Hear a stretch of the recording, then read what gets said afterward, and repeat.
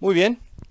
Muy bien, amigos de Biblia Libre, ¿cómo están? Mi nombre es Edgar Escobar. Bienvenidos a este nuevo espacio, a este espacio de Biblia Libre Prédicas, donde nos dedicamos a predicar la palabra de Dios, a estudiar la Escritura, a llevar un estudio juicioso, sistemático. Hemos venido estudiando en el último tiempo todo lo referente con eclesiología, la doctrina de la iglesia.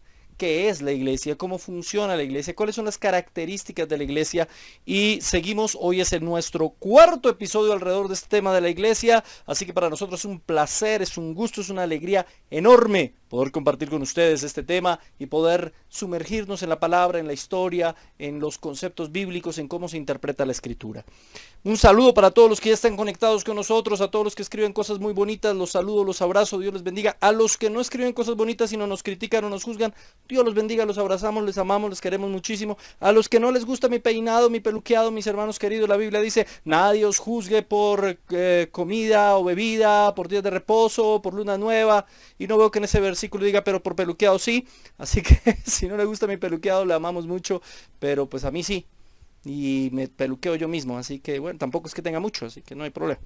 Eh, para las personas que nos escriben, ¿por qué no haces un llamado? Yo hago el llamado todas las predicaciones, les digo a todos, siempre en todas las predicaciones, arrepiéntete y cree en el Evangelio. Ese es el llamado, arrepiéntete y cree en el Evangelio. Si usted está pidiendo que yo haga lo que llaman algunos oración de fe, pues quiero decirle que no voy a hacer eso porque no lo encuentro en la Escritura.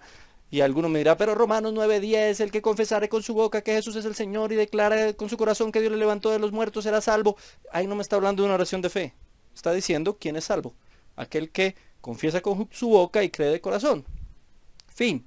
¿Sí?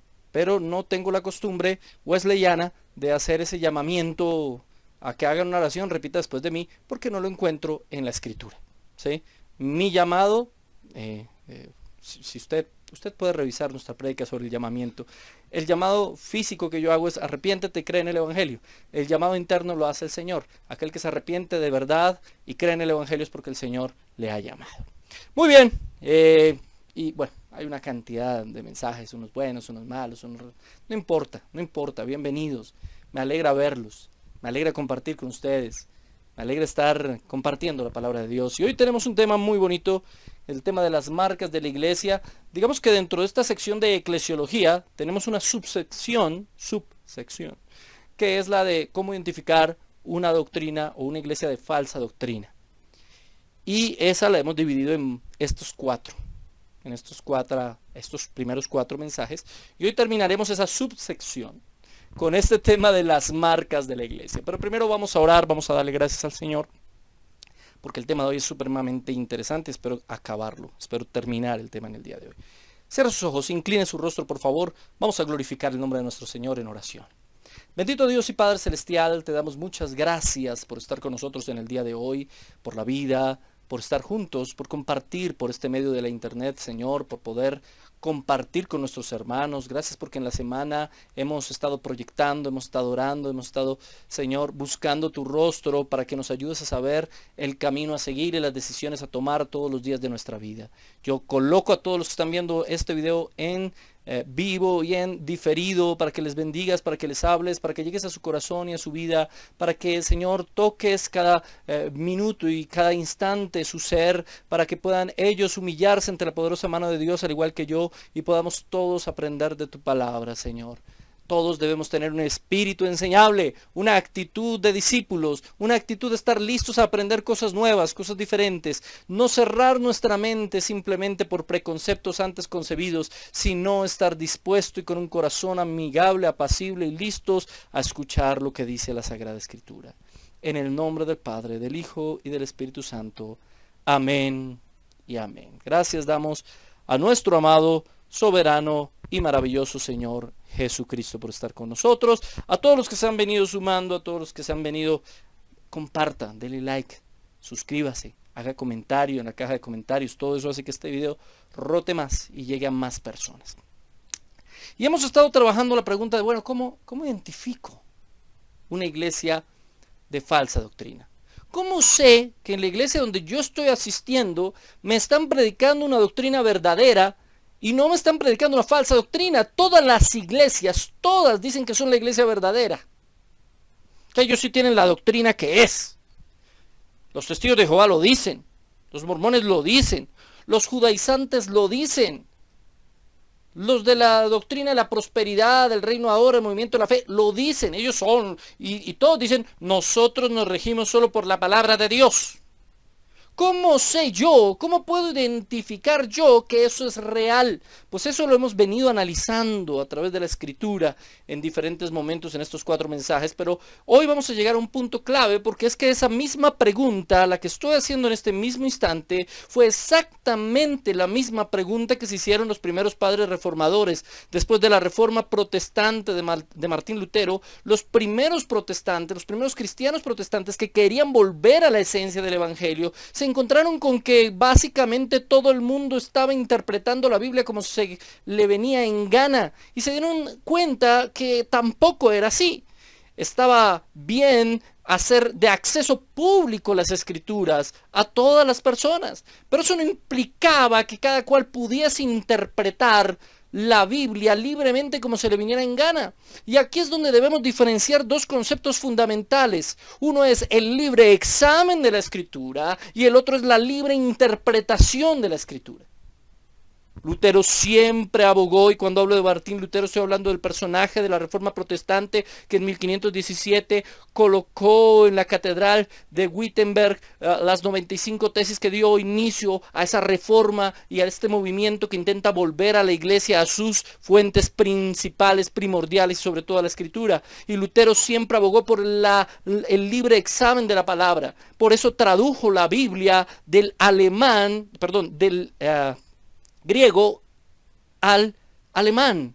Esa obra de Lutero, la Biblia de Lutero, es el equivalente en alemán al Quijote de la Mancha del español. Es decir, es la obra cumbre del alemán. Sin embargo, él no estaba a favor de que cada cual interpretara la Biblia como se le viniera en gana. Y es que ese es el problema. Todos dicen, nosotros tenemos la doctrina verdadera porque nosotros la sacamos de la Biblia. La pregunta es, ¿desde qué categoría, con qué herramientas, bajo qué principios se interpreta la Biblia? Ahí es donde hay un problema gravísimo. Entonces, los primeros padres reformadores dijeron, bueno, ¿qué hacemos? ¿Cómo identificamos quién es parte de este movimiento que intenta volver bajo principios sistémicos, sistemáticos y hermenéuticos a los primeros pasos del cristianismo y quién no? ¿Quién está interpretando la Biblia como se le viene en gana?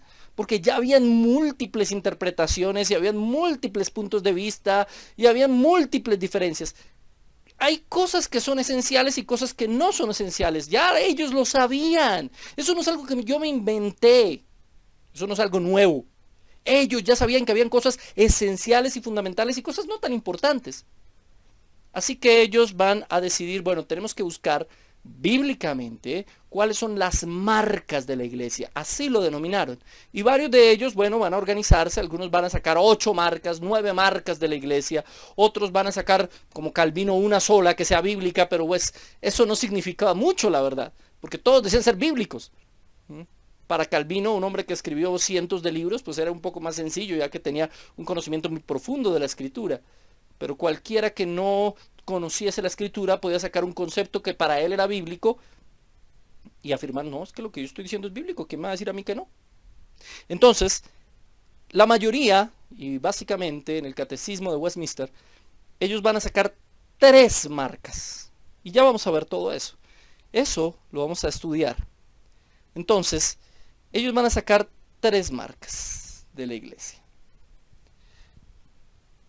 Y bajo los preceptos de esas marcas es que estudiamos hoy qué es una iglesia de sana doctrina.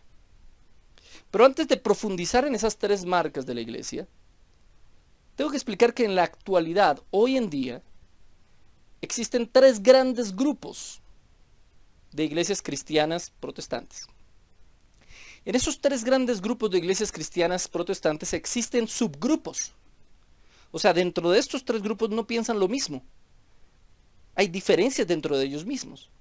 Históricamente habían 5 o 6 grupos, pero hoy podemos hablar de 3. Y lo vamos a resumir así. Existen cristianos protestantes liberales, dentro de los cuales encontramos a los luteranos, a los anglicanos, a los metodistas, episcopales, bautistas, discípulos de Cristo, etc. Se llaman liberales o reformados. Pero entre ellos hay múltiples diferencias. No es lo mismo un bautista a un luterano. No es lo mismo un discípulo de Cristo a un episcopal. Aunque hay diferencias, se identifican en lo fundamental como que creen lo mismo.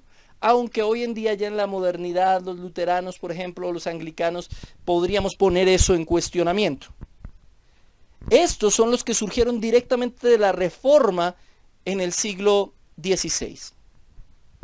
Otro grupo que se forma en el siglo XIX, a finales del siglo XIX, es el grupo pentecostal, el pentecostalismo. Son iglesias protestantes surgidas de diversos contextos, del gran despertar en Inglaterra, por ejemplo, o luego el segundo gran despertar de los Estados Unidos, influenciados por algo que se llamó el movimiento de la santidad, que buscaba una santidad externa como evidencia de la santidad interna, pero que sobre todo lo podemos rastrear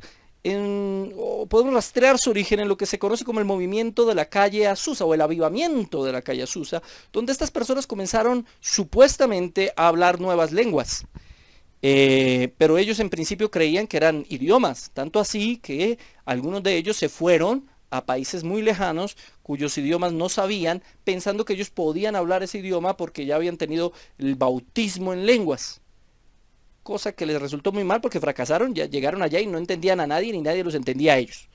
¿Sí? Pero de ahí va a surgir todo un movimiento de muchas iglesias, entre ellas Asambleas de Dios, que es la iglesia pentecostal más grande del mundo y de hecho la iglesia protestante más grande del mundo. Sin embargo, las Asambleas de Dios hoy en día, bueno, tienen diferentes ramificaciones y a veces hasta opinan diferentes sobre muchas cosas, porque es un concilio, no es una iglesia unificada, es decir, es un grupo de congregaciones que se volvieron amiguitos y que creen en lo básico lo mismo, aparentemente. La iglesia de Dios, las diferentes formas de la iglesia de Dios, iglesia de Dios de la profecía, iglesia de Dios del Caribe, etc. Movimiento misionero mundial y más de 10.000 diferentes congregaciones alrededor del mundo y contando, o sea, nadie tiene exactamente el dato de cuántas iglesias pentecostales hay.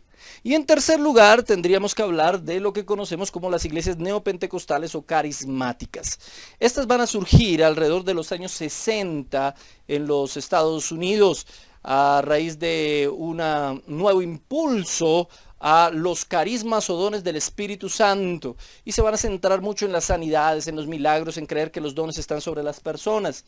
Dentro de eso tenemos la misión carismática o las misiones carismáticas, algunas Asambleas de Dios ya se pueden meter ahí, iglesias del movimiento de la fe. Digamos que este grupo de iglesias ya no podríamos catalogarlo como iglesias tan bíblicas, ¿sí? Aunque puedo decir que hay iglesias carismáticas que mantienen los principios ortodoxos fundamentales. No todas podemos decir, no, es que son malas, no. Tampoco podemos decirlo de las iglesias pentecostales. Hay gente que coge y no, pentecostal malo de una en la cabeza. No, hay buenos pentecostales, cosas con las que yo no estoy de acuerdo que ellas practican, sí, pero que son secundarias. En lo fundamental hay buenas iglesias. Y obviamente también en las iglesias liberales. En los tres grupos podemos encontrar buenas congregaciones que mantienen la ortodoxia, pero no todos ellos. Digamos, desde el pentecostalismo hasta las iglesias carismáticas ha venido un declive del estudio sistemático y juicioso de las escrituras y se han centrado más en realizar otro tipo de cosas. Bien. Seguimos nosotros aquí.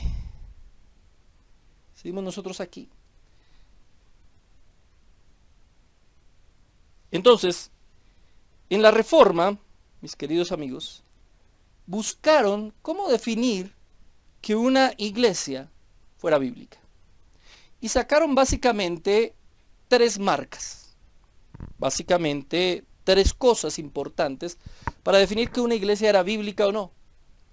Uno, la predicación correcta de la palabra de Dios, una predicación expositiva, bueno, aunque en esa época no se usaba ese término.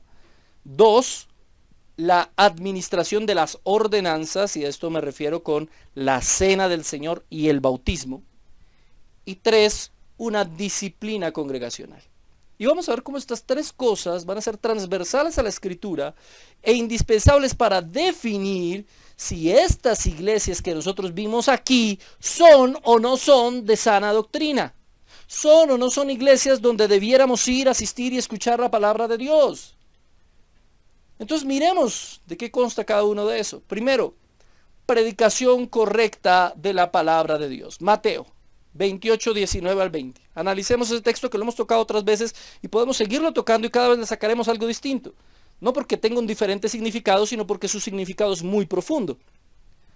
Mateo 28, 19 al 20 dice: por tanto, id y haced discípulos a todas las naciones. El mandato de la Escritura es a hacer discípulos. El mandato de la Escritura no es simplemente hacer publicidad. No es simplemente a que hagan que la gente haga una oración de fe. Porque es que es muy chistoso como ahora en campañas evangelísticas, levante la mano el que quiera aceptar a Cristo en su corazón, la gente acepta, repita esta oración conmigo: Padre de gloria, me arrepiento de mis pecados, confieso, te reconozco como mi Señor y Salvador, te reconozco, ya, convertido, usted es cristiano, fin de la historia. ¿Cómo vamos a saber con una oración de esas que la persona es cristiana?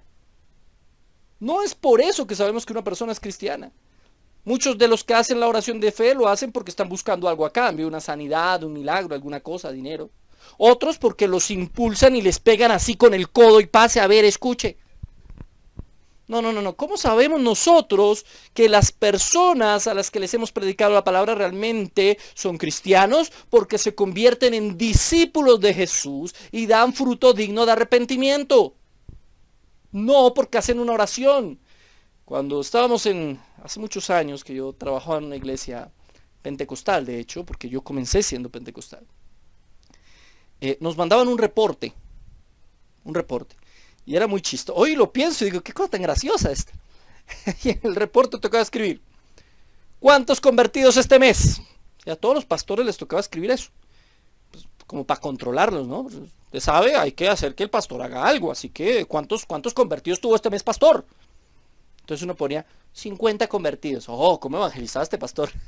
Como si el hecho de que alguien se arrepintiera de sus pecados dependiera de la predicación del pastor. Y hemos estudiado bíblicamente que dependes del Espíritu Santo. ¿Sí? Dependes del Espíritu Santo. Luego decía: ¿cuántos bautizados con el Espíritu Santo? 20. Y yo me pongo a pensar, si se convirtieron 50, pero solo 20 son bautizados con el Espíritu Santo, entonces no se convirtieron 50. Los otros 30 se condenaron, no se convirtieron, porque no tienen al Espíritu Santo. Si no tengo el Espíritu Santo, estoy condenado. ¿O no? ¿O no dice la palabra de Dios que el Espíritu Santo es el sello? Todos hemos sido bautizados con el mismo Espíritu desde que creemos en Cristo. Claro, ellos se referían a cuántas personas evidencian hablar en lenguas. Pero bueno, eso es una cuestión, eso es otro tema. Después hablaremos de eso, en este mismo ciclo, ojo. Así que muy atento. Luego decía, bueno, ¿cuántas personas han ayudado en la iglesia? ¿Cuántas consejerías? Cosas de esas, todo un test que le ponían a uno para contestar, como si eso fuera algo que dependiera del que predica, del pastor o del líder. Ese tipo de cosas dependen únicamente del Espíritu Santo de Dios. No es esa la manera de controlar o de hacer supervisión a unos líderes espirituales o a unos pastores. Eso no lo dice la Biblia. No hay en ninguna parte, uno ve a Pablo entregando un reporte numérico o cuantitativo.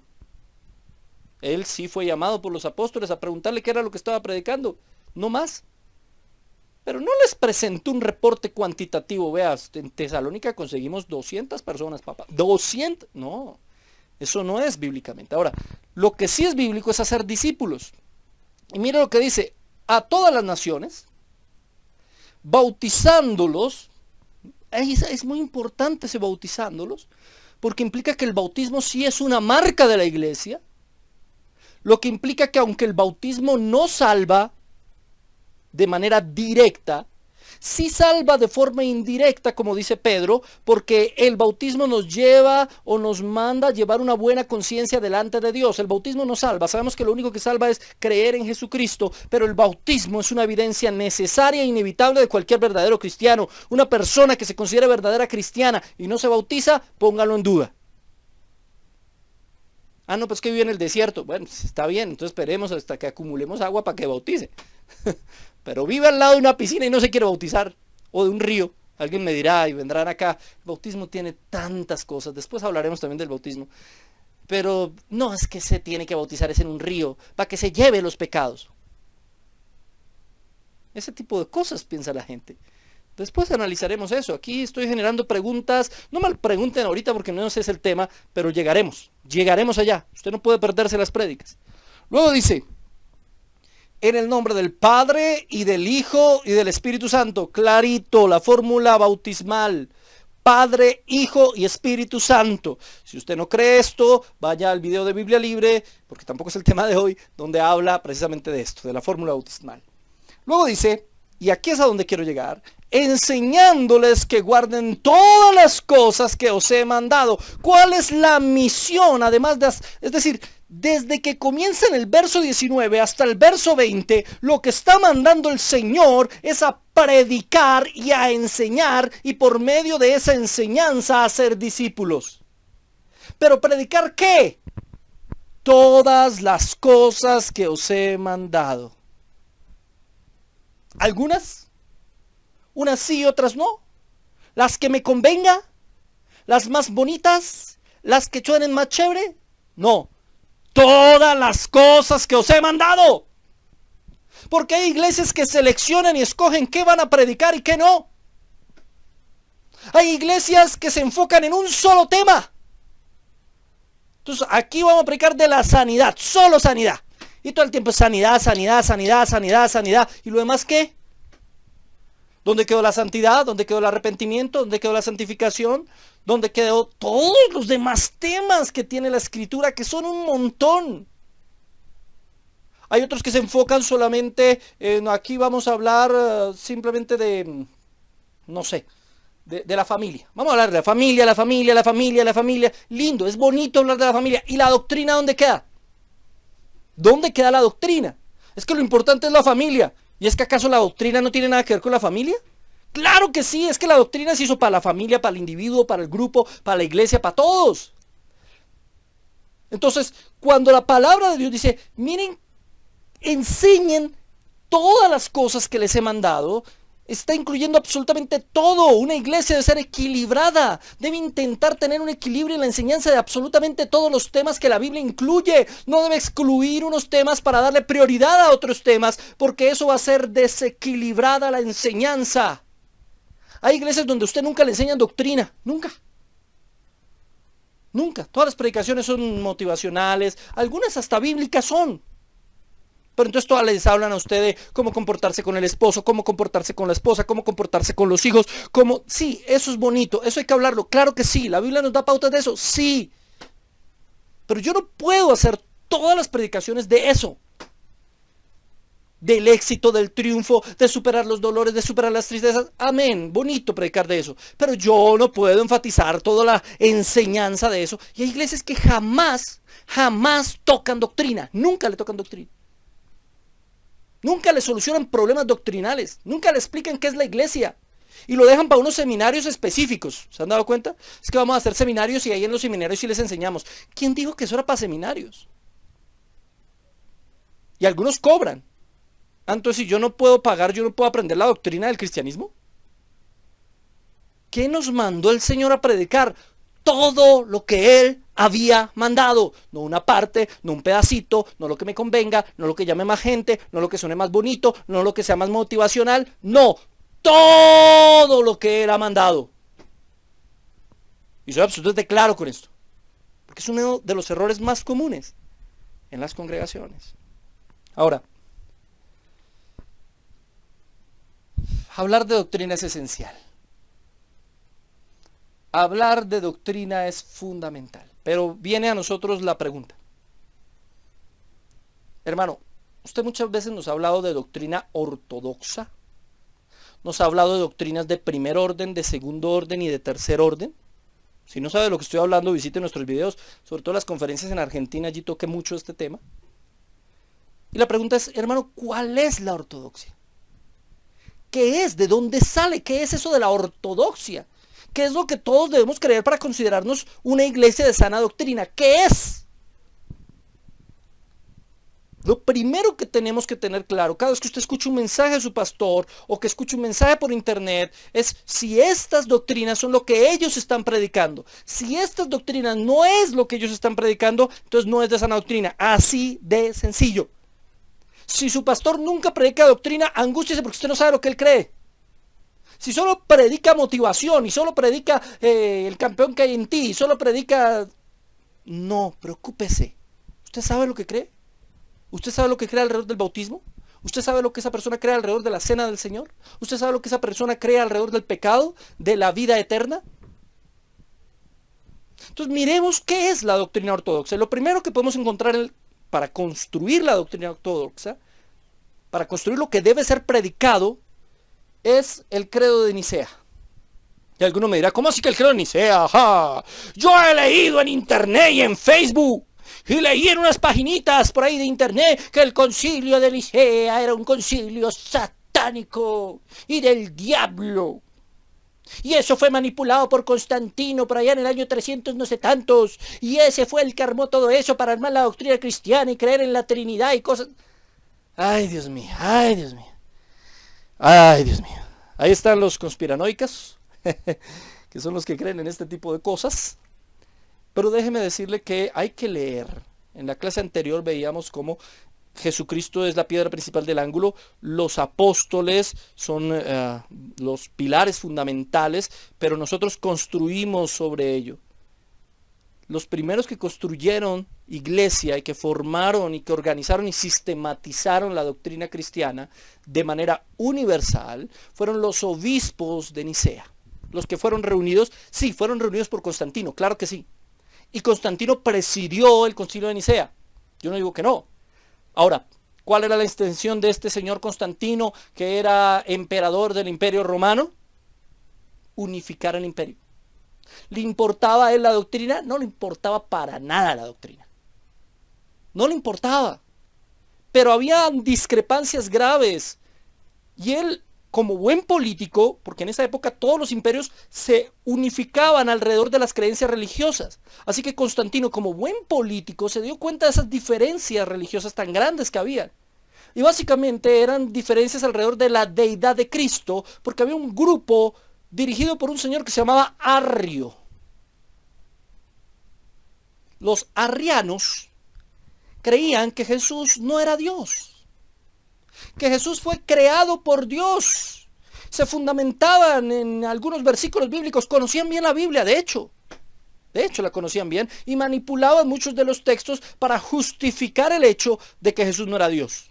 Cualquier parecido con nuestros amigos testigos de Jehová es pura coincidencia. Además, Arrio fue el primer pop star del cristianismo. Y lo digo en serio. Arrio era un tipo simpático, bien plantado, ¿sí? Sí, bien, tipo bien, le gustaban las muchachas.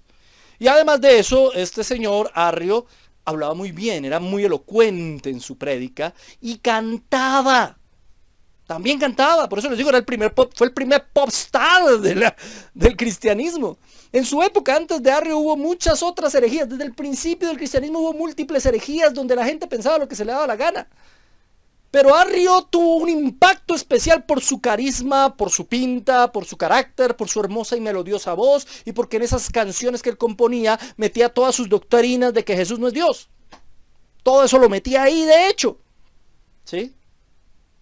Entonces había una división interna grande, comenzó una división interna entre aquellos que venían de la línea clásica, que siempre habían visto a Jesucristo como el Señor y Dios, y estos nuevos seguidores de Arrio, que tenían una especie de nueva iluminación, que veían a Jesús como el ser más perfecto creado por Dios, el primer ser creado por Dios, pero no Dios. Entonces, eso no le convenía a Constantino. No, eso no me conviene. ¿Y qué hizo este hombre? Mandó llamar a los obispos, una sexta parte de los obispos, más o menos 318 obispos, los reunió ahí, él presidió, pero le dijo, resuelvan el asunto. Así de sencillo. De hecho, Constantino tenía muchos amigos entre el arrianismo. Si fuera simplemente por amistad, influencia política o porque él le parecía, como dicen algunos, o porque él tenía una inclinación para hacer que el cristianismo se volviera pagano, son cosas, los conspiranetas se inventan lo que sea. No, históricamente, cuando usted es un historiador serio, usted se da cuenta que al tipo le importaba 5 centavos lo que ellos decidieran. Al tipo lo único que le importaba es que se pusieran de acuerdo, porque eso iba a ser ley. El problema del concilio de Nicea no fueron los acuerdos a los que llegaron. El problema del concilio de Nicea es que después de eso se volvió ley y obligación. Ese fue el verdadero problema. Pero él los dejó discutir y discutieron largo. Y cuando usted lee, porque es que muchos critican el Concilio de Nicea y critican a Constantino y nunca se han leído un libro donde realmente desglosen lo que sucedió allá, porque eso fueron años. Usted lee lo que pasó allá y esta gente estaba sorprendida. Ellos pensaban que estos obispos nunca habían visto tanta gloria, tanta riqueza, tanta comida. Estaban pero anonadados. Claro, el rey los quería tener bien, el César, el Constantino los quería tener bien, contentos y felices, porque después sabía que después iba a quedar un grupo perdedor.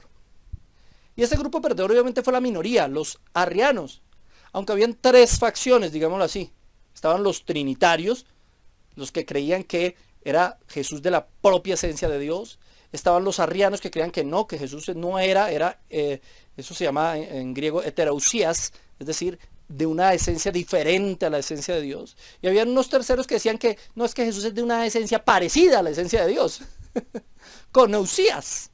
No, es unos debates. Vea, a mí me critican mucho que porque yo porque me burlo, que porque yo porque uso sarcasmo, que porque uso ironía cuando hablo de los falsos profetas. Es que tiene que hablarles con amor, es que tiene que hablarles con ternura. Léase cómo discutían ellos. Lea cómo discutía Lutero con el cardenal Cayetano. Lea cómo fueron los debates históricos de los apologistas.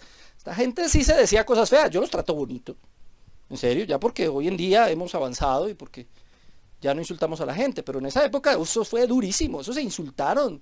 Dicen que hasta Arrio fue y le pegaron. ¿Sí? Hasta le pegaron. Y cristianos. ¿Sí?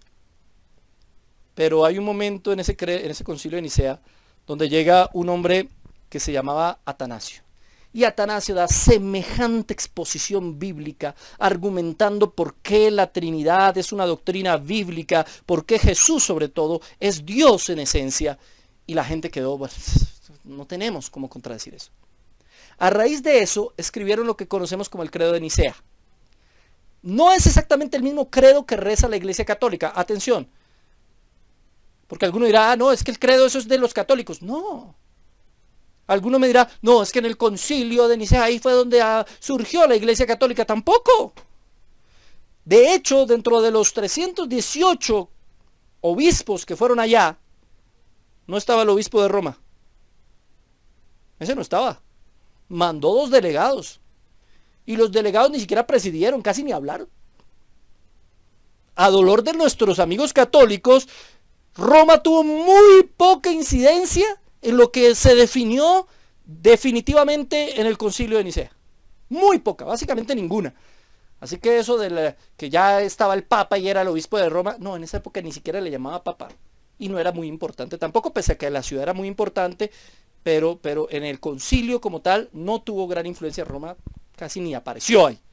Entonces, ellos deciden firmar un documento, y ese documento es lo que conocemos como el credo de Nicea. Y en ese documento se estipula lo fundamental de la fe cristiana. Ese documento es, haga de cuenta, el abuelito de las declaraciones de fe de todas las iglesias. Iglesia seria que se respete tiene su declaración de fe para que todos sus miembros conozcan, sepan qué es lo que en esa iglesia se predica y se cree. Si en su iglesia no hay declaración de fe, preocúpese. Si le dicen cosas como, nosotros solo creemos en Cristo, angústiese. Porque todos los sectas dicen lo mismo, solo creemos en Cristo. Sí, pero en Cristo ¿desde dónde? ¿Desde qué perspectivas? ¿De qué análisis? Es que nosotros solo creemos en la Biblia. La Biblia es nuestra declaración de fe. Pues que todas las sectas usan la Biblia. O sea, hay que sentar un precedente de qué manera estamos interpretando los versículos bíblicos de la Biblia. Obvio. No van a ser versículos bíblicos de otro libro. Hay que marcar un precedente ahí.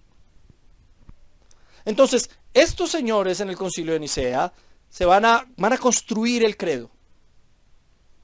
Es el primer credo universal, porque este fue el primer concilio ecuménico. ¡Ay, ecuménico! El ecumenismo es del diablo.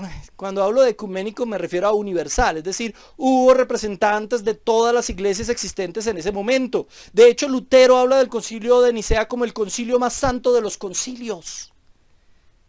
El primer concilio ecuménico. Hasta ese concilio todos los cristianos creímos lo mismo. Y ahí se estipula, se enmarca en el credo de Nicea lo que los cristianos tenemos que creer. Esa es la ortodoxia. Cuando yo hablo de ortodoxia me refiero en primer lugar a lo que dice el Concilio de Nicea. Pero no lo confunda con el Concilio de Nicea constantinopolitano, porque después hubo otro concilio en Constantinopla donde modificaron cositas del Concilio de Nicea. No, ese no. Voy a leerles el credo del Concilio de Nicea. Díganme si no es bíblico. Miren lo que dice el credo del Concilio de Nicea. Creemos en un solo Dios. En un solo Dios, Padre Todopoderoso, Creador de todo lo visible y lo invisible. Y en un solo Señor, Jesucristo, Hijo de Dios, engendrado del Padre, unigénito, es decir, de la sustancia del Padre. Y esa palabra que aparece ahí, sustancia, es la palabra griega ousia, esencia, sustancia, naturaleza, es decir, es igual al Padre. Está diciendo que Jesucristo es Dios, que era la palabra que a ellos no les gustaba, a los arrianos. Luego dice, de la misma sustancia del Padre, Dios de Dios, luz de luz, Dios verdadero de Dios verdadero. Eso lo ha escuchado usted en la Iglesia Católica, ¿cierto? Ese pedacito es muy conocido. Luego dice, engendrado, no creado, y vuelve y utiliza lo mismo. De la misma naturaleza, esa palabra naturaleza, sustancia, es ousia, vuelve y la usa. De la misma naturaleza, sustancia del Padre, o sea, son iguales.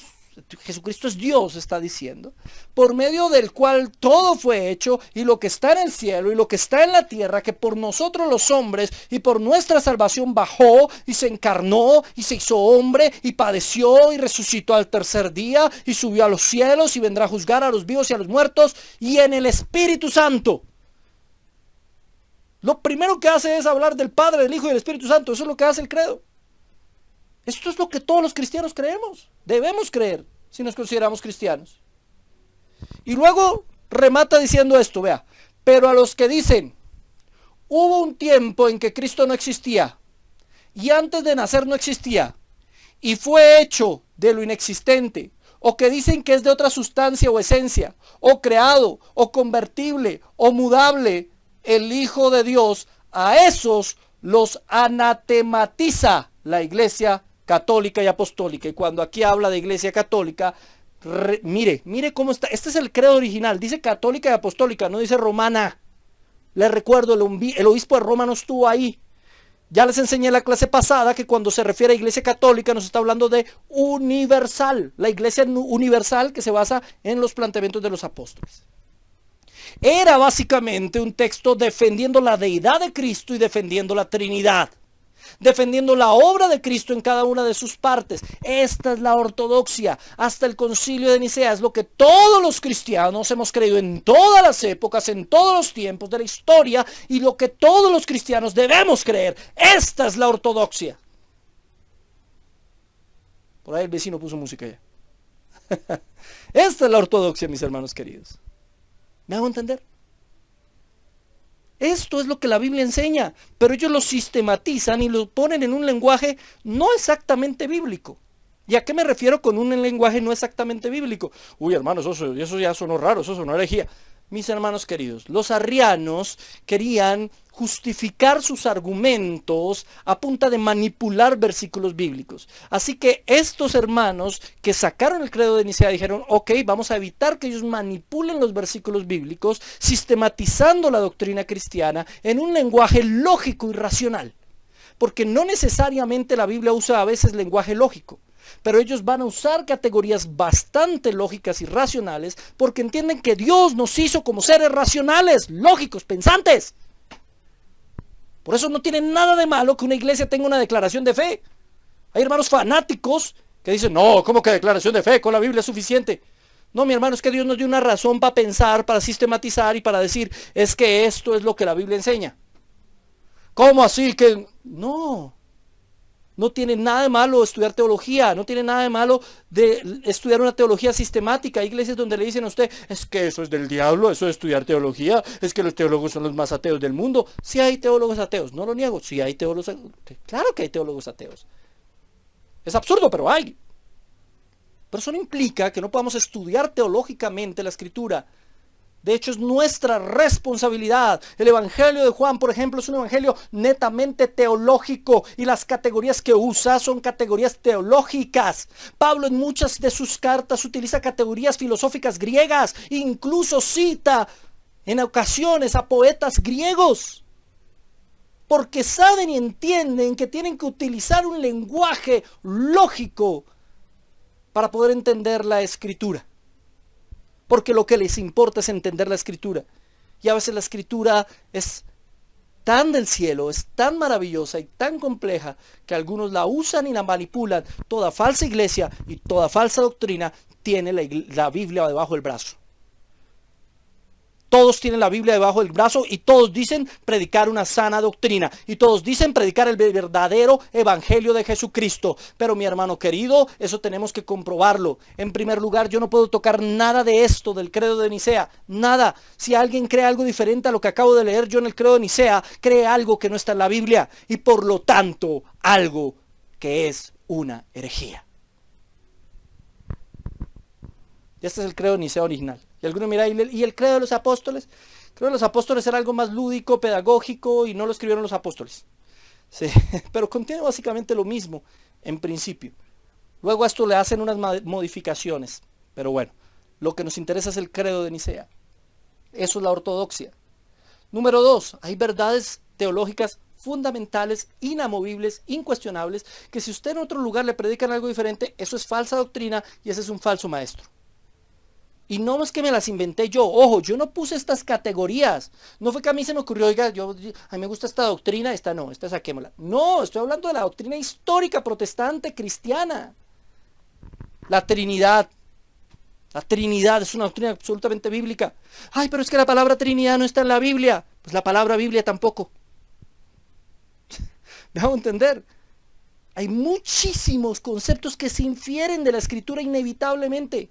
Inevitablemente, como la Trinidad, la deidad de Cristo, obviamente, ya lo vimos en el Concilio de Nicea, la regeneración por medio del Espíritu Santo, doctrina absolutamente bíblica, los atributos completos de Dios, no parciales, porque hay muchas iglesias y hay muchos lugares donde se predican atributos parciales de Dios. ¿Qué quiero decir con esto?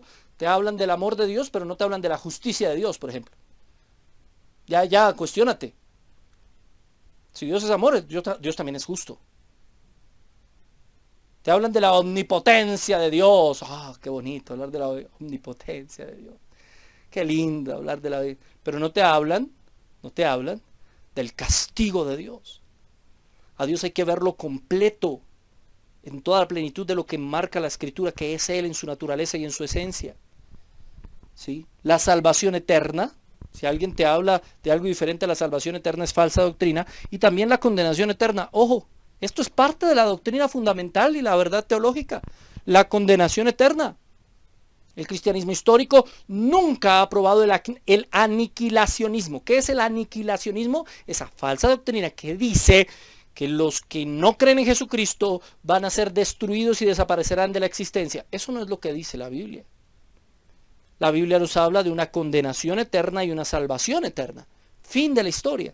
Después llegaremos a esos puntos, creo que ya lo hemos analizado en otros mensajes. Pero es importante reconocer cuáles son las doctrinas ortodoxas. Estas son doctrinas fundamentales de fe. Estas doctrinas no se pueden mover. Yo no puedo jugar con estas doctrinas. No puedo hacer lo que quiera con este tipo de doctrinas. Y hay mucha gente que lo hace. Hay mucha gente que cambia el carácter de Cristo y dice, no es que Cristo es el ángel Gabriel. No, Cristo no es el ángel Gabriel, Cristo, es Dios. Si usted lo pone como ángel Gabriel, ya le está reduciendo su divinidad, perdóneme.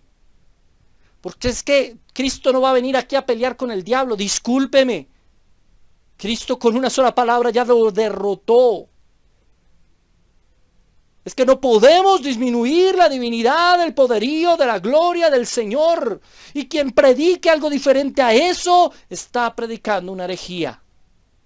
Quien predique que la salvación depende del hombre y no es por medio del Espíritu Santo, que la regeneración parte de la decisión humana y no es decisión divina, en el sentido de que el hombre decide por Dios en un momento de su vida, gracias a que Dios le ha tocado y le ha cambiado y le ha regenerado.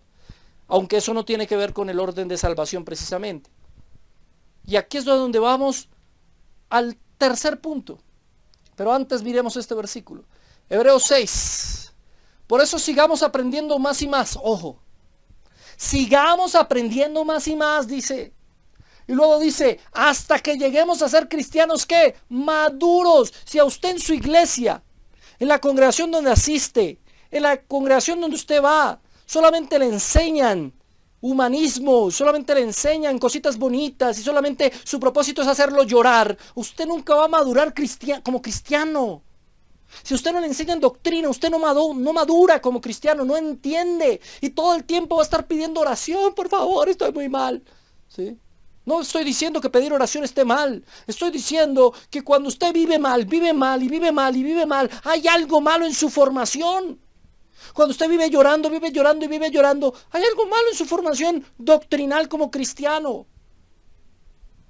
El verdadero cristiano nacido de nuevo va madurando, va creciendo, va asumiendo las cosas de su vida y de su cristianismo de una manera diferente dependiendo de las etapas de la vida en la que esté afrontando.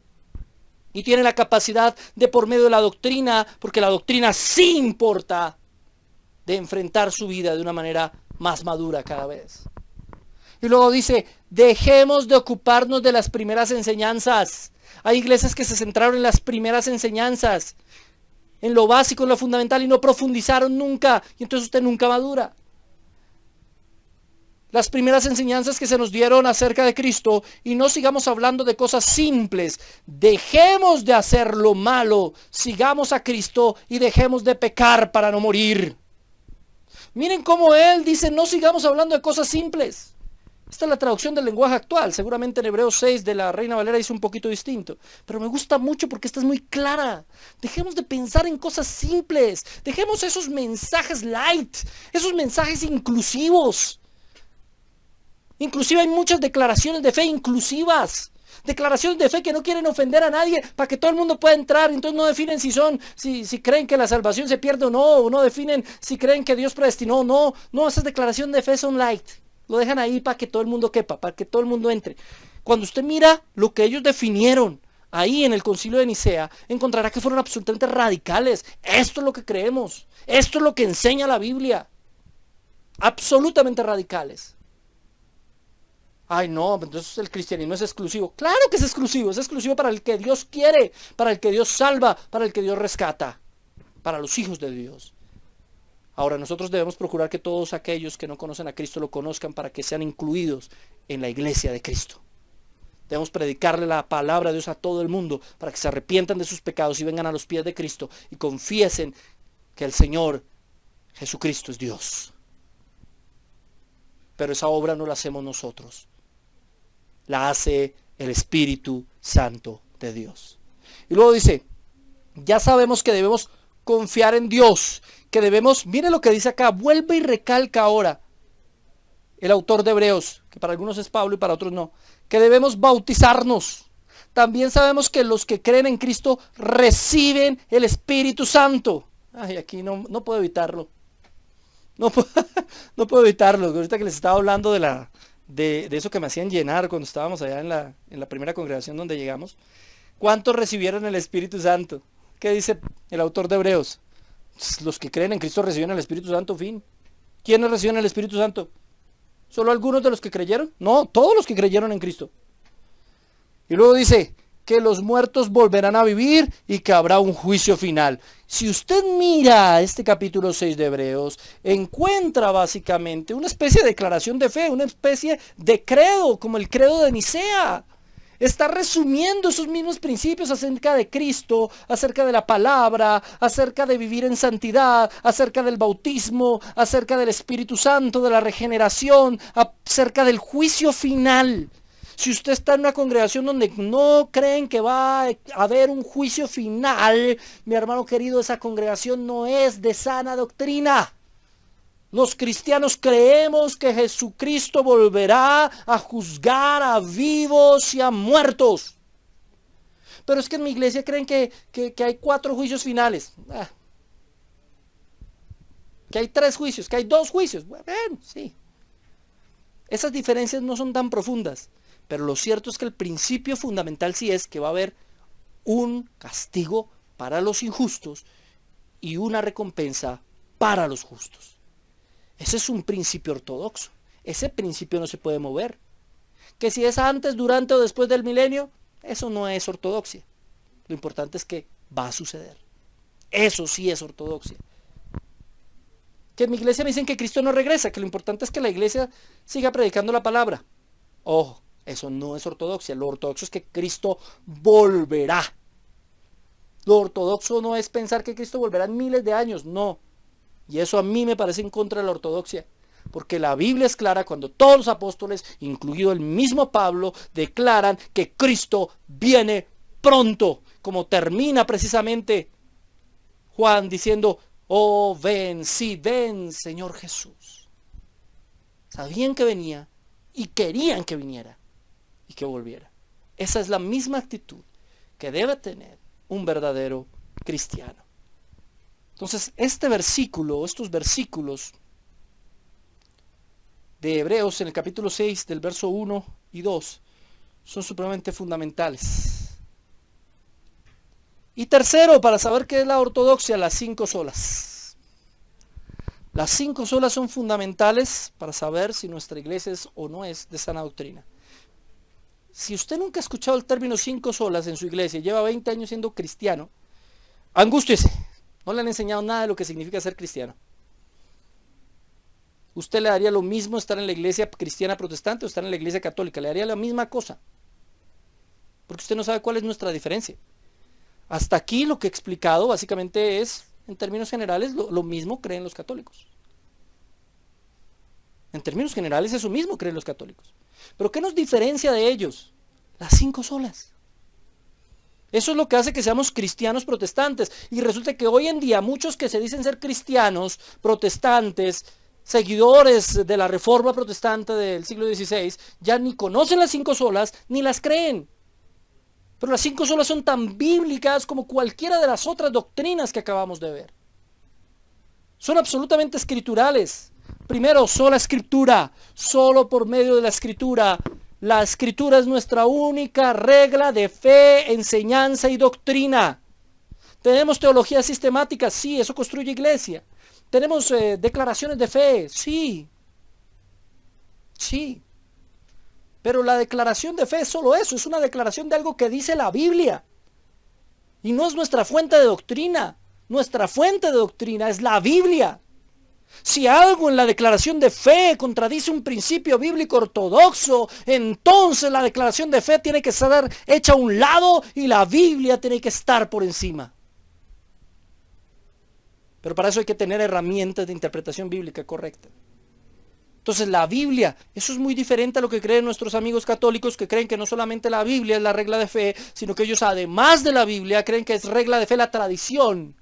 Y además de creer que es regla de fe la tradición, creen que es regla de fe también lo que sus líderes, el colegio cardinalicio y el papa deciden. Entonces no solamente tienen la Biblia, sino tradición y consejo cardinalicio. Y ahí es donde nosotros no podemos estar de acuerdo. No podemos estar de acuerdo. Para nosotros es solo la Biblia.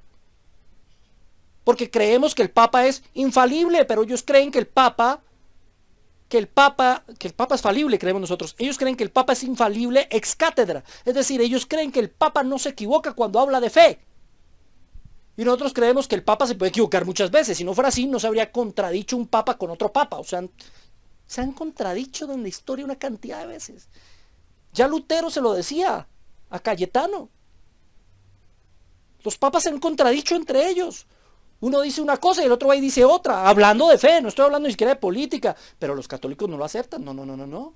Y rebuscan por ahí argumentos rebuscados a las malas y versículos fuera de contexto para argumentar que la iglesia, porque para ellos es el papa y los cardenales, tienen autoridad. No, la iglesia no tiene autoridad sino la Biblia. La Biblia es la que dice hasta dónde la iglesia puede tomar autoridad. La autoridad no se deposita en los jerarcas eclesiásticos, la autoridad se deposita en la Biblia. Ella es nuestra regla de fe y doctrina. Sola escritura, sola escritura. Sola fe, solo por la fe Dios salva. Principio ortodoxo, doxia fundamental. Somos salvos por fe y por gracia. Para nuestros amigos católicos la salvación es por fe más obras. Pero a la final es por obras. Eso de decir por fe más obras es una excusa, porque es obvio que la Biblia nos habla todo el tiempo de salvación por gracia y por fe.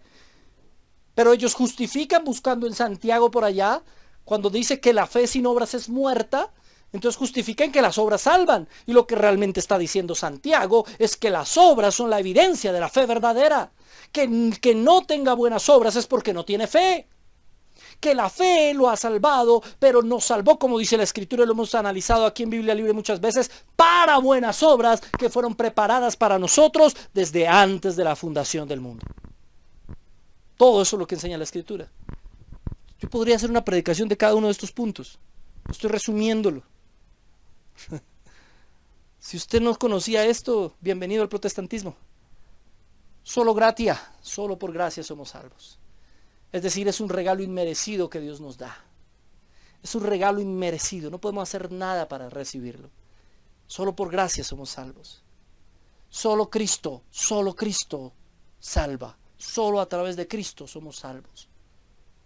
Para los católicos, María es corredentora. O sea, fue entre Cristo y María que nos salvaron. Pero bíblicamente no encontramos ningún fundamento para ello y tenemos que decir que el que hizo absolutamente toda la obra fue Jesucristo. Por eso la mismísima María tiene que confesar que Cristo es su Salvador. Si ella fuera corredentora, ella no habría dicho y no habría hablado de Jesús como su Salvador. Claro, era su hijo en carne. Era su hijo en carne, pero al mismo tiempo era su Salvador.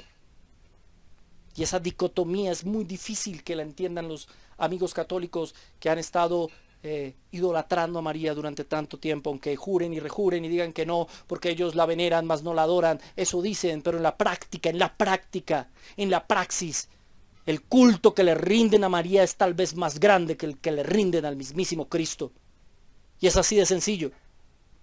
O no los ven en la práctica llorándole a la imagen de la Virgen, o no los ven en la práctica ya postrados ante la Virgen, poniéndole velas y pidiéndole y rogándole. Y ellos no están pensando, no es que ella va a ir a hablar con Dios y le va a convencer para que me haga el favorcito. No, cuando ellos en la práctica le oran a la Virgen, están pidiéndole a ella, no a Dios. Seamos honestos, porque es que esto también parte de una doble moral y una hipocresía que muchas veces muchas iglesias de falsa doctrina tienen. Y miren lo que dice después. Solo a Dios la gloria. Al único que glorificamos es a Dios Padre, a Dios Hijo y a Dios Espíritu Santo. Al único que le damos toda gloria, honra y honor los cristianos protestantes, y eso es nuestra ortodoxia, es al Padre, al Hijo y al Espíritu Santo, a nadie más. A Dios. Alguien me decía, ¿a quién le oramos? ¿Al Padre?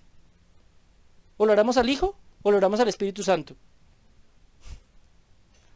Porque dice, todo lo que pidieres al Padre en mi nombre. O sea que hay que orarles al Padre. Mire, mi hermano, Dios es uno. Dios es uno. En algunos pasajes usted encontrará clamores hacia el Padre.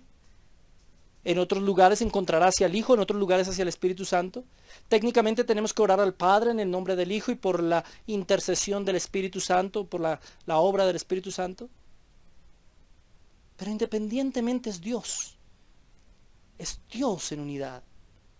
Así que Él no se va a confundir, ¿no? Un momento usted está orando es al Hijo y usted tiene que orar al Padre. Un momento ya no me hable más a mí, háblele al Padre porque yo ya me confundí. Al fin usted con quién está hablando. No. Eso sería poner en un nivel inferior al Hijo y al Espíritu Santo ante el Padre. Y no es así. Aunque cada uno tiene funciones distintas, los tres son absolutamente Dios, y tienen absoluto dominio, control y autoridad. Y los tres tienen el poder. Si el Padre es el dueño y poderoso Rey del universo, encontramos muchos versículos bíblicos y después cuando estudiemos Cristología se van a dar cuenta de eso, y cuando estudiemos neumatología también, los tres tienen autoridad, poder, control y soberanía sobre el universo. Entonces no le canto sino al Padre, no le voy a cantar a Jesús ni al Espíritu Santo. ¿Por qué le cantamos al Espíritu Santo? Tenemos que cantarles al Padre. No hay que cantarle a Dios. Y si el Espíritu Santo es Dios, puede cantarle, cántele. Cristo es Dios, cántele. El Padre es Dios, cántele. Hay gente que mete en unos líos. Hay gente que quiere ser tan estricto y tan legalista que se meten en unos líos absurdos, que no tienen sentido, la verdad. Violentar las anteriores doctrinas es apostasía. Lo que vimos del credo de Nicea, lo que vimos de las doctrinas teológicas fundamentales, lo que vimos de las 5 solas, eso es la ortodoxia cristiana. Y cualquiera que piense algo diferente a eso es apostatar de la fe. Ahora hay dos tipos de apostasía. Y aquí es donde le pido que piense muy bien en su iglesia, en cómo es su iglesia. Hay una apostasía a la que se denomina formal, que es donde contradicen directamente esas doctrinas fundamentales. Uno ve la doctrina de los testigos de Jehová, o ve la doctrina de los mormones, y uno dice eso es apostasía formal. O sea, formal y firmemente ellos contradicen esos principios bíblicos. Uno ya sabe a qué atenerse. Pero hay otro tipo de apostasía que denominamos material, y es donde contradicen esas verdades fundamentales, no en sus declaraciones de fe, pero sí en su práctica. O sea, lo hacen por debajo de cuerda, disimulado. Eso es apostasía material. Eso es lo que nosotros hemos denunciado muchas veces en Biblia Libre. Que me dicen, ay, ¿por qué hablas mal del siervo del Señor? Pues porque no es un siervo del Señor. Si fuera siervo del Señor no hablaría mal de él. Y de hecho no estoy hablando mal de él, estoy hablando mal de sus doctrinas. Y eso es la que la gente en su mente no puede diferenciar. Muchas personas no alcanzan a diferenciar entre hacer un juicio de valor a una persona y hacer un juicio de valor a una doctrina. Hace poco estuve hablando de unas malas enseñanzas de Yesenia Ten. Y pude haber hablado de cosas personales de ella. Facilito. Y argumentado con una cantidad de documentos escritos, todo eso. La verdad, no lo hice y no lo hago. La verdad, no me importa mucho. Me importa más lo que dijo. Porque en Biblia Libre nosotros hablamos de las malas enseñanzas, las malas personas, de eso se encarga el Señor. Entonces cuando alguien llega y me dice, es que usted está juzgando al siervo del Señor, ¿por qué toca al siervo del Señor? Mire, si fuera un siervo del Señor yo no lo toco, no le digo absolutamente nada. Y conozco muchos siervos del Señor por su enseñanza y doctrina y la palabra que predican. Hay cosas que no estoy de acuerdo con el pastor Núñez. Hay cosas que no estoy de acuerdo con él, pero no he hecho un solo video de eso porque no importa, porque la ortodoxa es un siervo de Dios y predica la palabra de Dios. Amén, antes lo escucho y soy edificado. No voy a hablar de él, a menos de que diga algo en contra de la ortodoxia, al menos de que se meta en la apostasía material. Entonces la apostasía formal y la apostasía material son dos cosas distintas. En la apostasía material, por ejemplo, te hablan de orar por las 7 sangres, como habla César Castellanos, y aquí lo digo con nombres. César Castellanos, ora por las 7 sangres. Si tienes un problema en tu mente, ora por la sangre que salió ¿cómo se llama eso? De la corona de espinas de Cristo. Si tienes un problema de trabajo, ora por la sangre que salió de Jesús, de sus manos. Si tienes un problema, no sé, gastrointestinal, ora por... Y entonces que hubo 7 derramamientos de sangre y predican los 7 derramamientos de sangre. ¿Eso es ortodoxia o no es ortodoxia? Claro que es ortodoxia. Eso está por debajo de cuerda afectando la ortodoxia. Muchos puntos ortodoxos. 1, la omnisciencia de Dios y la omnipotencia de Dios. 2, ahí ya metí 2. Porque si yo no oro por las manos de Cristo, entonces mi oración no llegó porque... ¿O fue menos efectiva? O sea que Dios no es omnipotente y omnisciente. ¿Es que acaso Dios no sabe de lo que yo le estoy hablando? ¿Es que acaso Dios se confunde y dice, uy, es que usted me está orando es por las manos de Cristo cuando debía haberme orado es por la sangre que se le salió de los pies? Uy, qué pena, ¿no? Es que usted me confunde, dice Dios. ¿Me entienden? Están moviendo partes de la ortodoxia cristiana disimuladamente, por debajo de cuerda. Usted no encuentra las 7 sangres en la declaración de fe del G12 o del MSI. Pero ahí hay apostasía. Ahí hay apostasía clara. Porque está tocando términos fundamentales. Cuando le hablan de declarar, de proclamar, declare, proclame, confiese. ¿Qué está tocando de la ortodoxia? La soberanía de Dios, en primer lugar, y otras muchas cosas. Es ortodoxia. Hablé, los atributos de Dios son ortodoxia y deben ser estudiados por completo. Por eso aquí tenemos toda una serie sobre atributos de Dios. Cuando alguien te dice declara, proclama, confiesa, está diciendo que tú tienes el poder de cambiar realidades por medio de tu lengua y tu pensamiento. Estás disminuyendo la soberanía de Dios y te estás poniendo en el lugar de Dios. Eso va en contra de la ortodoxia. Apostasía material. Cuando alguien te dice, si tú no sientes al Espíritu Santo, entonces quiere decir que Dios no te ha tocado. Y así podría seguir nombrando una cantidad de cosas que están en contra de la ortodoxia cristiana de forma disimulada, por debajito de cuerda. Por eso el verdadero hijo del Señor, el verdadero siervo de Dios, aquel que realmente ama la Escritura, no come entero. Cuando los cristianos de Berea escuchaban a Pablo y revisaban por medio de la Escritura que lo que Pablo estuviera diciendo fuera bíblico. ¿Y cómo los nombra la misma Escritura? Les dice nobles. Les dice eran nobles porque escudriñaban, estudiaban y analizaban lo que Pablo predicaba. Pero ahora los que estudiamos y comparamos la Biblia con lo que otros están predicando, personas que son menos que Pablo, entonces nos dicen rebeldes. Es que usted es rebelde, es que usted no se somete, es que usted no... Momento, pero si a los cristianos de Berea que confrontaban lo que Pablo enseñaba con las Escrituras, la Biblia los llama nobles, ¿por qué usted a mí me llama rebelde? Es que mi compromiso no es con una iglesia, denominación particular o un pastor en particular. Mi compromiso es con la Escritura. Es con la Escritura. Y eso que solo vimos una marca. Faltan otras dos marcas de la iglesia. ¿Con quién es tu compromiso? ¿Tu compromiso es con la Escritura?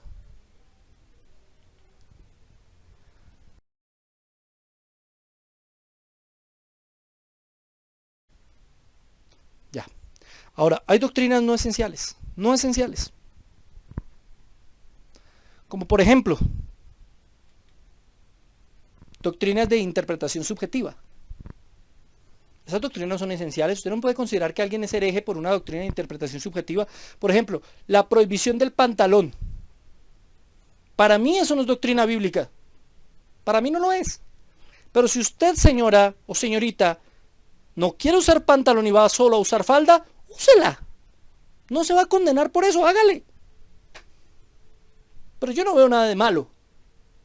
Bíblicamente considero que en la época de Jesús ni siquiera los hombres usaban pantalón. Considero que el mandamiento bíblico nos lleva a que el hombre vista como hombre y la mujer como mujer, pero bajo los estándares del contexto de cada cultura y tiempo. Así que hoy existen pantalones de mujer y pantalones de hombre, y yo considero que lo que no debe hacer una mujer es vestirse como un hombre hoy en día, porque hay ropa femenina y ropa masculina. Lo que está hablando es de una posición y de un carácter femenino o masculino. Pero si usted quiere colocarse solo faldas, hágale. Pero no me juzgue a mí, ni juzgue a una mujer que usa pantalón, porque eso no es una doctrina fundamental. Y no lo trate como hereje, y no lo trate como apóstata, porque eso en ningún lado está en la ortodoxia. Es una doctrina secundaria. ¿Sí? Cortarse o no el cabello. Para el hermano que no le gusta cómo me corto el cabello, hermano. Así me enseñaron en el ejército. No, mentiras, yo no fui al ejército. Esto es lo mismo que aplica en una mujer que tiene el cabello corto o el cabello largo. Es que el cabello de la mujer es su velo. Podríamos hablar aquí horas. Si quieres saber lo del velo, vea nuestro video de Biblia Libre, ahí explico el asunto del velo. ¿Sí? Pero para mí eso no es ortodoxia. No es, nunca ha sido. No solo para mí. Estoy hablando de la iglesia cristiana histórica. Esto nunca ha sido ortodoxia. Si usted quiere y cree que está mal cortarse el cabello, pues no se lo corte. No lo haga. Prohibición de bailar. ¡Oh! Hermano, ¿sé que usted va a fiestas, a rumbas y a discotecas? No, hermano, no hago eso. Ni sé. Yo no sé bailar. Y creo por el lugar, el contexto y las personas que se reúnen en esos lugares que no es bueno, no es sano y no es cristiano. Pero puedo decirle a una iglesia que deja que las personas y no le ve nada de malo a ir a bailar que por eso son apóstatas. No puedo hacer eso. Es que la gente quiere que todo el mundo piense igual a ellos mismos. Y ahí donde piensen diferente, entonces ¡apóstata! Estamos como en la Edad Media, quémenlo a la hoguera. No, yo no voy a fiestas, yo no voy a discotecas o a, como dicen en Argentina, a boliches. Yo no voy a eso. No me gusta, no sé hacerlo y no pienso hacerlo. Pero alguien que lo hace, ¿ya no es cristiano? No. Hay que mirar el fruto, hay que mirar su vida, hay que mirar las obras de la carne o el fruto del espíritu. Eso es lo que me lo evidencia, no que vaya a una fiesta o que baile. Si quieres saber más lo que pienso sobre el baile, vaya a mi video en Biblia Libre sobre el baile. No he hecho sino publicidad hoy. Dios mío. Número 2, el orden de salvación. Que si es primero la regeneración, o que si es primero la fe, o que si es el orden de salvación. Yo tengo una serie de mensajes sobre el orden de salvación, que es el punto de vista que nosotros defendemos. Pero si otro tiene un punto de vista distinto, eso no lo hace un hereje. Simplemente lo ve diferente. Esto no es ortodoxia. Es importante, pero no es ortodoxia. Eso lo que implica es que yo no puedo ir a la misma iglesia que esa persona va, porque vamos a ver las cosas distintas. Pero eso no quiere decir que no seamos hermanos. Si creemos la ortodoxia, que fue lo primero que les enseñé, entonces nos vamos a ver todos en el cielo, tranquilo, no se preocupe. Los carismas del Espíritu Santo. Y aquí quiero ser enfático, hay personas reformados que se vuelven supremamente radicales y que no, cuidadito usted, no es que yo tuve un sueño y pienso que ese sueño es una revelación, hereje. No, no es esa la actitud. La actitud es, bueno, cuéntame tu sueño. ¿Qué tiene que ver eso con la Biblia? Miremoslo a través de la Escritura. ¿Te edifica a ti o edifica a los demás? Entonces, esto es solo para ti, entonces para ti va a ser válido. Para los demás no. Pero eso no los hace herejes. Es más, aunque yo no estoy de acuerdo con ver el bautismo del Espíritu Santo como una segunda obra de la gracia, no creo que sea así. Aún así, aquellos que lo creen no son herejes, porque eso no es ortodoxia. Eso no es ortodoxia. No son herejes, son mis hermanos y nos veremos en el cielo mientras siga la ortodoxia. Eso no quita ni le pone a la salvación. Quiero que entiendan eso.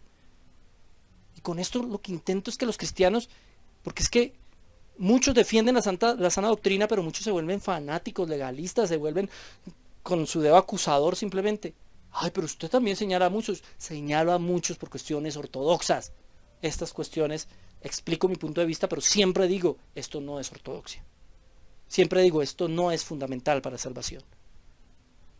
Continuismo o cesacionismo, que todavía hay dones o ya no hay dones. Eso es lo de menos. Sistema de gobierno eclesiástico, ¿cómo se gobierna la iglesia? De una manera episcopal, de una manera congregacional, de una manera presbiteriana, después explicaré qué es eso. Tampoco es ortodoxia, es importante, todo esto es importante. Son doctrinas no esenciales para la salvación, pero importantes. Aunque estas no me parecen tan importantes. Entonces no es solo usar la Biblia como pretexto, sino explicarlas expositivamente. Y aquí cierro.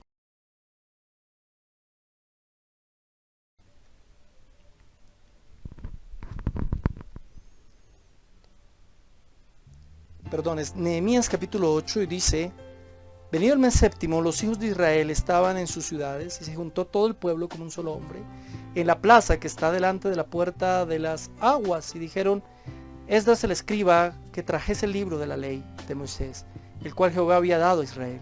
Y el sacerdote Esdras lo trajo la ley delante de la congregación, así de hombres como de mujeres y de todos los que podían entender el primer día del mes séptimo. Y leyó el libro delante de la plaza que está delante de la puerta de las aguas, desde el alba hasta el mediodía, en presencia de hombres y mujeres y de todos los que podían entender. Y los oídos de todo el pueblo estaban atentos al libro de la ley. Y el escriba Esdras estaba sobre un púlpito de madera que habían hecho para ello. Y junto a él estaban Matías, Emanías, Urías, etcétera, otros.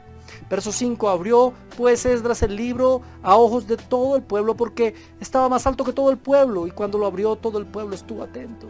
Bendijo entonces Esdras a Jehová Dios grande, y todo el pueblo respondió amén, amén, alzando sus manos, y se humillaron y adoraron a Jehová, y se inclinaron a tierra. Quiero leer el verso 9 donde dice: y Nehemías el gobernador y el sacerdote Esdras, escriba, y los levitas que hacían entender al pueblo, dijeron a todo el pueblo: día santo es a Jehová nuestro Dios. No os entristezcáis ni lloréis, porque todo el pueblo lloraba oyendo la palabra de la ley. Qué hermoso este pasaje. Me encanta la actitud. Solo leyeron la ley. Le hacían entender a la gente versículo por versículo, parte por parte. En esa época no existían los versículos, pero les hacían entender cada frase. Y la gente solo escuchando y entendiendo lloraba y lloraba. Lo que está haciendo Esdras aquí es una explicación expositiva de la palabra de Dios. Toma la ley y comienza a leer simplemente y a explicar lo que va leyendo. Esa es la predicación expositiva, la verdadera predicación de la palabra de Dios. Pero hoy en día, las falsas iglesias predican alegóricamente, tomando símbolos y sombras que la Biblia no usa específicamente. Tengo un video donde explico cómo son las falsas predicaciones de la palabra de Dios. Otro comercial, ahí, en mi canal Biblia Libre. Las falsas iglesias hacen eisegesis, no exégesis, es decir, cogen la Biblia y la aplican a lo que a ellos les conviene, en vez de extractar lo que la Biblia realmente dice. Los sermones se basan en testimonio y en psicología para hacer llorar a la gente y no se basan en la escritura. Confunden las emociones con la obra de la palabra y del Espíritu Santo. Todas estas cosas son en contra de la verdadera y de la sana doctrina. Van en contra de la verdadera palabra de Dios. La verdadera predicación de la Biblia debe ser como aquí en Nehemías capítulo 8, cuando Esdras toma la ley y simplemente comienza a explicar expositivamente, comienza a exponer lo que cada versículo dice, lo que cada parte dice, y la gente escucha y la palabra hace la obra. La palabra va haciendo la obra. Eso no implica que yo no pueda estudiar otras cosas o no pueda complementar el concepto bíblico o el conocimiento bíblico con historia o con testimonios o con anécdotas. Claro, eso vale, pero el centro de la predicación debe ser la escritura y los principios bíblicos. Si en tu iglesia no te están enseñando sus principios, no te están enseñando doctrina, es de falsa doctrina y no es una sana iglesia, ¿qué haces ahí? Sal corriendo de ahí. Con los falsos maestros y con los ladrones y con los que roban los diezmos, ¿qué dice la escritura? Con ellos ni comas con ellos. No es que yo me quedo aquí para cambiarlos, no vas a cambiar a nadie, sal corriendo de ahí, que los cambie el Señor, ora por ellos, clama por ellos, cuando puedas predicarles el verdadero evangelio lo haces, pero no te quedes ahí. Y si cambian algo de la ortodoxia cristiana, son apóstatas, han apostatado de la fe. Hay que orar por ellos. El verdadero amor es demostrar por medio de las escrituras el error que estas personas cometen. Pero termino diciendo que me encanta la actitud de estos hermanos. Aquí no están llorando porque les manipularon las emociones. Aquí en Nehemías 8 no están llorando porque les hicieron recordar cuando eran, cuando lo que vivieron y sus sufrimientos. Aquí están llorando por solo escuchar la escritura. Solo oír la palabra los estremece. Solo oír la palabra los transforma. Solo oír la palabra los hace más sensibles. Solo escuchar la escritura les hace entender la gracia y misericordia de Dios. Y con solo eso lloran. Sentir cosas es bonito. Muy bonito. Pero sentir cosas guiados por el Espíritu Santo de Dios. Por la palabra de Dios. No por un éxtasis raro, no por la manipulación, no porque te hablen así, casi llorando, no, porque tú escuchas la palabra y la palabra hace lo demás. El Espíritu Santo por medio de la palabra te transforma, te cambia, te hace ver, sentir y opinar diferente. Esa es la primera marca de la iglesia. Nos faltan dos que las trabajaré en la próxima clase. Cierre sus ojos, incline su rostro, por favor. Bendito Dios y Padre Celestial, te damos muchas gracias por haber estudiado este tema. Sé que no es fácil, sé que para algunos es complejo. Espero que hayan aprendido, yo he aprendido mucho. Yo me coloco en tus manos y te pido, Señor, guárdame de siempre predicar una sana doctrina. Guarda a mis hermanos de siempre escuchar una sana doctrina. Guárdanos, Señor, de no salirnos nunca de la ortodoxia cristiana y no acomodar, Señor, lo que creemos a conceptos humanos, humanistas. Señor, ayúdanos a entender y discernir entre lo que es una verdadera iglesia de Cristo y lo que no lo es. Aquí no se trata de opiniones, aquí no se trata de puntos de vista. Hay una verdad ortodoxa, inamovible, incuestionable que no podemos debatir, Señor. Yo te pido que les des a mis hermanos discernimiento, inteligencia y capacidad suficiente para saber si deben continuar yendo a esas iglesias o no. ¿A qué iglesia es de sana doctrina y cuál no? ¿Cuál es iglesia de Cristo y cuál es sinagoga de Satanás? En tus manos, Señor, coloco a cada uno de mis hermanos en el nombre del Padre, del Hijo y del Espíritu Santo. Amén y amén. Era necesario hablar de esto. La próxima clase ya terminaremos con lo de las marcas de la iglesia y ya iremos a otro tipo de cuestiones. Pero la próxima clase vamos a tocar 2 puntos polémicos, fundamentales: bautismo, cena del Señor, además de otras cosas. Así que los invito a que nos acompañen, a que estén con nosotros la próxima semana aquí en Biblia Libre Prédicas. Coloque su petición de oración ahí, nosotros la leemos, hemos orado, yo leo. No puedo contestar todos los mensajes, mis hermanos, discúlpenme. De hecho, casi no contesto ninguno. A veces lo contesto aquí en vivo, porque son muchísimos. Nada más acá en Biblia Libre Prédicas tenemos 60, 70 mensajes por predicación. Imagínense, en Biblia Libre, nuestro canal principal, tenemos miles de mensajes. Yo no alcanzo a leer eso, no me queda tiempo. Entonces, ¿a qué horas estudio? ¿A qué horas oro y leo la Biblia? ¿A qué horas? No me queda tiempo. Por favor, mis hermanos, tengan paciencia. Hay otras personas que sí están leyendo lo que usted escribe. Yo también lo leo y oro por lo que usted escribe.